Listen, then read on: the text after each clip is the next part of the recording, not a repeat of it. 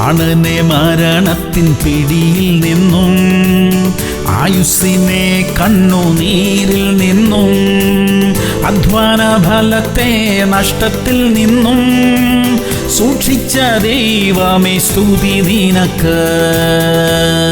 മത്തായി 26:75. കോഴി കൂകും മുമ്പേ നീ 3 വട്ടം എന്നെ തള്ളിപ്പറയും എന്ന് യേശു പറഞ്ഞ വാക്ക് പത്രോസ് ഓർത്ത് പുറത്തുപോയി അതിദുഃഖത്തോടെ കരഞ്ഞു. പ്രിയമുള്ളവരെ, പത്രോസിന്റെ ജീവിതത്തിൽ വരാനിരിക്കുന്ന ഒരു വലിയ പരീക്ഷയെക്കുറിച്ച് യേശു കർത്താവ് മുന്നറിയിപ്പ് നൽകിയിരുന്നു. എന്നിട്ടും പത്രോസിന് തെറ്റുപറ്റി. അതൊരു വലിയ തെറ്റായിരുന്നു. എന്നാൽ ആ തെറ്റിനെ തിരിച്ചറിയാനും പശ്ചാത്തപിക്കാനും പത്രോസിന് കഴിഞ്ഞു. അതാണ് വിജയം. തെറ്റു സംഭവിച്ചു എന്ന് ബോധ്യപ്പെട്ടാൽ ലജ്ജ കൂടാതെ അതിനെ അംഗീകരിക്കാനും ക്ഷമ ചോദിക്കാനും കഴിയണം. അവിടെയാണ് അനുഗ്രഹമുള്ളത്. പ്രാർത്ഥിക്കാം. സ്വർഗീയ പിതാവേ, തെറ്റുകളെ തിരിച്ചറിയാനും തിരുത്തുവാനും സഹായിക്കണമേ. പശ്ചാത്തപിക്കാനും ക്ഷമ ചോദിക്കാനുമുള്ള കൃപ തരണമേ.